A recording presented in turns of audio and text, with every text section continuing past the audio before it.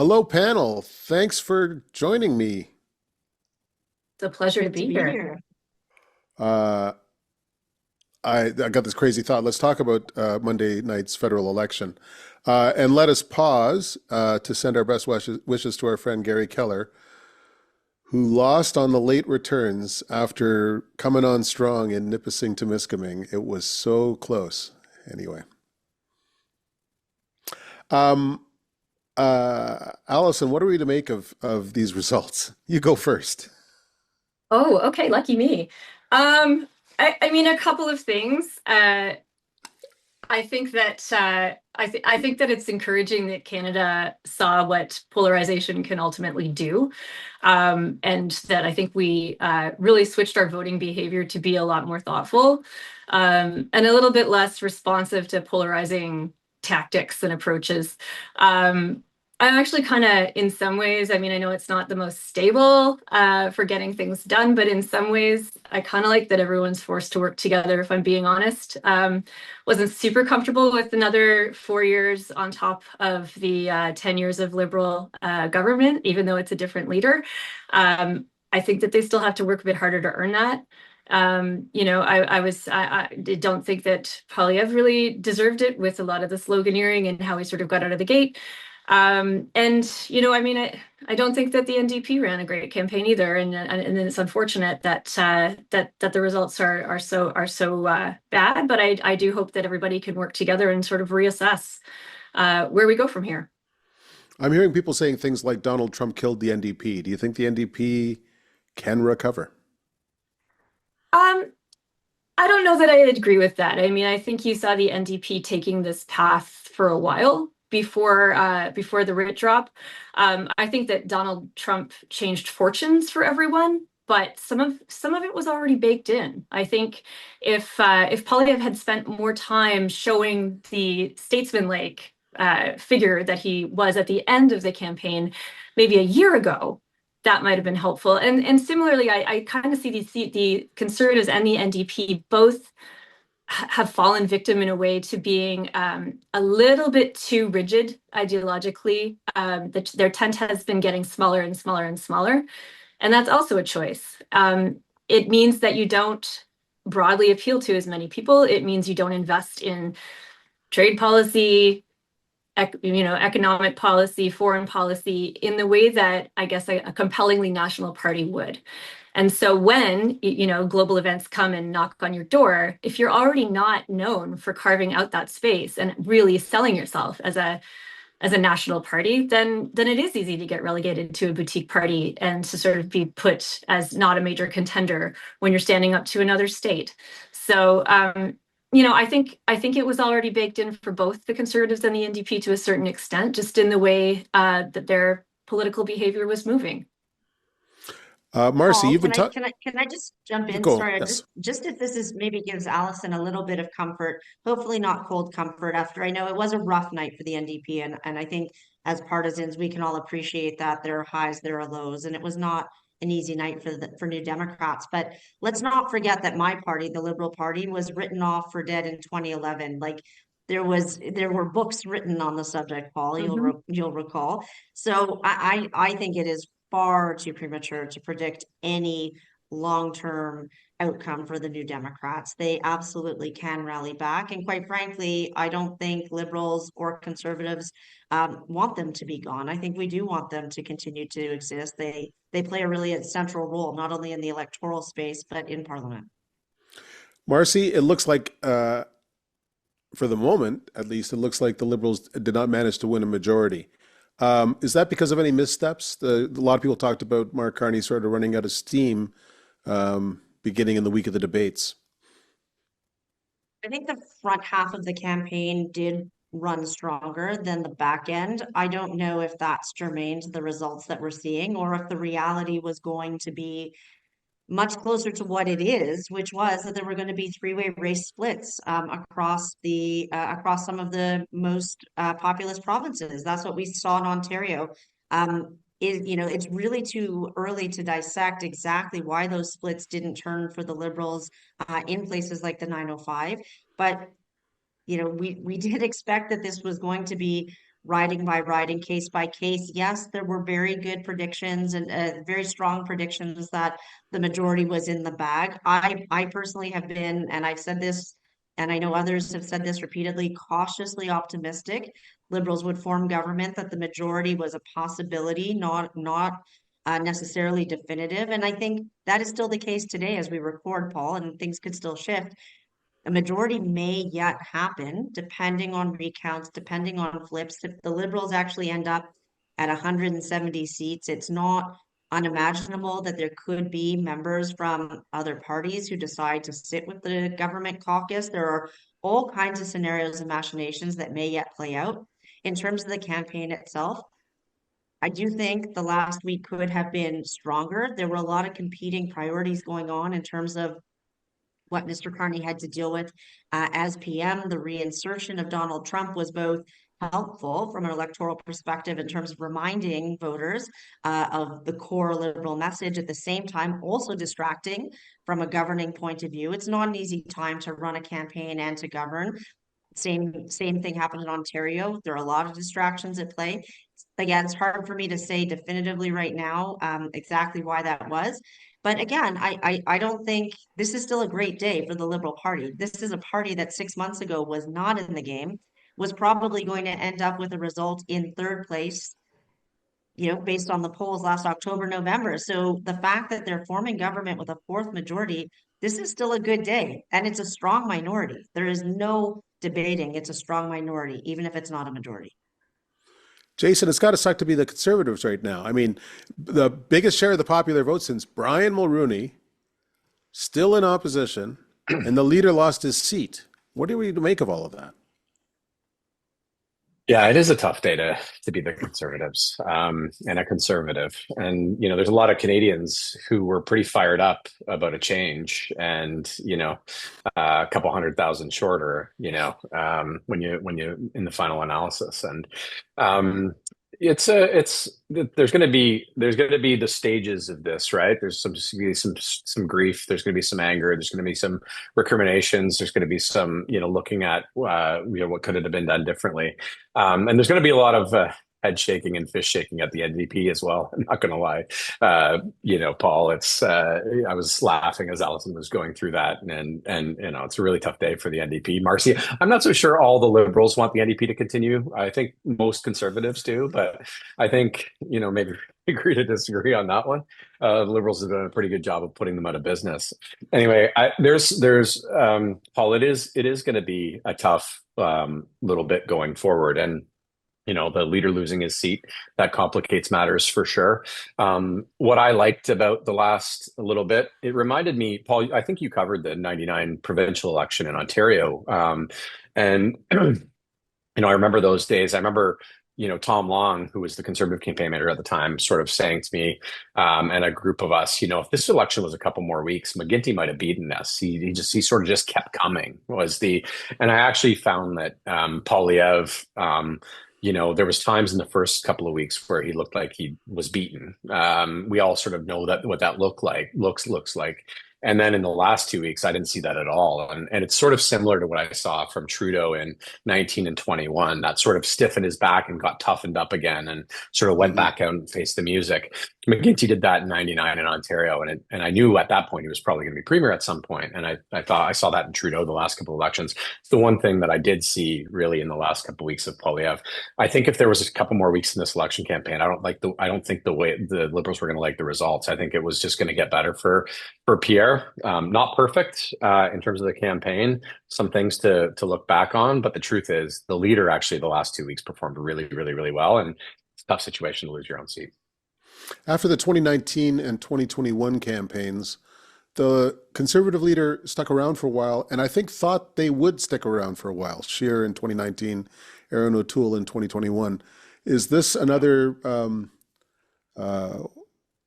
what's the thing from Mad Max, the five-finger exploding death punch where you walk around for a few more steps before you realize you're dead? Is Poilievre so carrying a grenade in your pocket? Yeah. Is Poilievre safe as Conservative leader? I think it's the right thing for him to stay around. It's not my decision, obviously. It'll be the party's decision. It'll be his. It'll be caucus. I think the result being, I think better than people would have expected a week ago on broadly.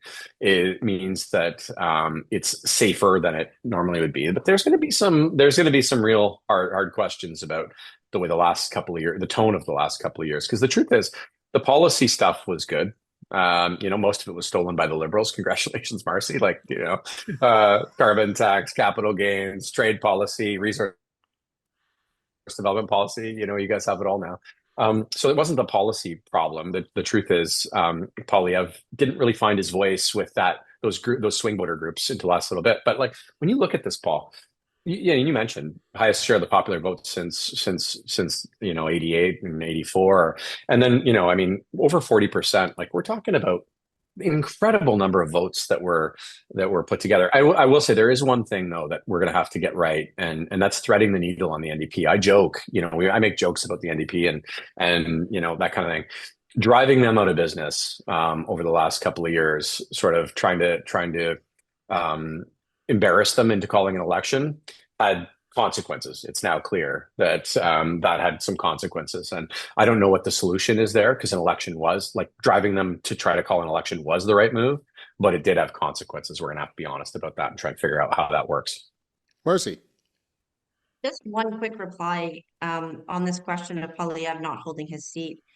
I think it's really difficult for a federal leader to hang on when they don't hold their own seat. I mean, that is the whole reason why Mr. Carney went to the election as quickly as he did, ostensibly because he understood that he could not lead a federal party from outside of the Commons. And I think, it's incredibly difficult to imagine Mr. Poilievre. He's a very effective communicator. He could probably hold a press conference every single day in the press theater and find other ways of making his voice known. But it's difficult to imagine the leader of His Majesty's Loyal Opposition leading the Conservative Party of Canada, which holds tremendous responsibility and obligation right now to hold the government to account, not being in the Commons for debate. It just doesn't square. It doesn't square for me at all. I don't see how he can hang on in this circumstance, at least not in the current incarnation. Maybe there will be some form of by-election if one of the other members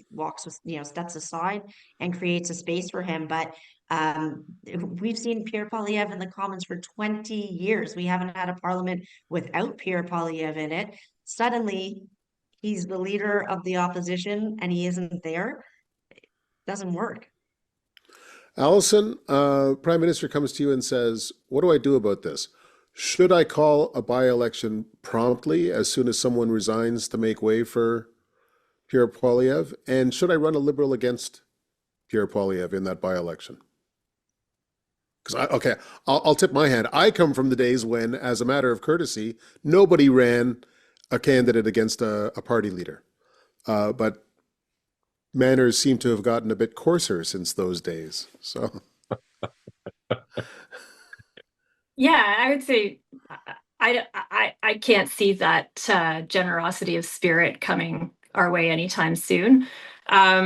And I also how long is Poilievre going to stick around? I think it makes sense that he stays around now, especially. I mean, the argument for him sticking around is that it gives time for the shine to come off of Mark Carney, which it will. And then you can pick a leader that is the right foil for Carney, and have that bump a few months down the line instead of right now with an interim leader and moving into a leadership race. And I think the other thing is that it's pretty clear that there are divisions in that party that Poilievre was not able to manage. And those came up quite embarrassingly all through the campaign. I don't think they're gone now. I think you're still going to see, Doug Ford and Tim Houston and those that ilk of the Conservative Party, fighting and brushing up against Poilievre's leadership style and his base. And so, I mean, I don't know. I don't know that this is a long-term solution. I don't think he had conceded his seat, but when he said he was staying on, and I give it some time. We'll see where it all lands. Jason, this Conservative Party was formed in 2003, has contested for 8 elections, has lost the last 4 in a row under 4 different leaders. Is the Conservative Party turning into the Washington team? Generals. Yeah, the Washington Washington Generals Generals. always shows up faithfully to lose to the Harlem Globetrotters. That's right. Whoever's playing the Savannah Bananas in baseball these days. Um, I'll say this: conservatives are very frustrated, and I mean, this is not a 4 hour long podcast, so we're not going to be talking about everything with regard to Western alienation and the various different places that we've got to figure out. I will say there.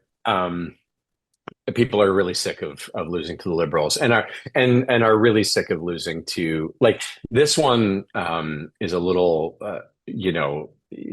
despite the fact that maybe you think that the campaign wasn't perfect, whether you're conservative or whatever. The truth is, handing sort of 4 more years or 2 more years or 3 more years over to the Liberals after the last 10 years, it's really difficult. So to your point, nobody in this party wants to be the Washington Generals, and people thought they'd got their hopes up. They thought that this time it was going to be a win, and as that became clear that was a tall order over the last month, and that outside in both some internal stuff and some external stuff had made that more difficult. I think people are struggling a little bit. It's going to take some time to get over sort of how this one feels, because there was I think there was times in 2019 and 2021 where the more thoughtful people in the party didn't accept, but probably understood that maybe we didn't have the best offering, or we had a bad last week or something like that. This time, I think most people in the party, despite Poilievre's faults, and he has some as well as Carney, felt like we probably had the better offering. We definitely had the better ideas. And that between sort of NDP ineptitude and outside events, that was probably enough to take it away. So there's going to be some frustration and anger for sure. If I can jump onto that, Sure. I think that the Liberals are the only one playing brokerage politics now. I think the Conservatives have really put themselves in a niche spot, and so has the NDP. I have lamented with my Conservative friends too, my Atlantic, kitchen party fun, Peter MacKay kind of Conservative friends, right? And I have always been one of the more centrist, pragmatic Northern Ontario New Democrats.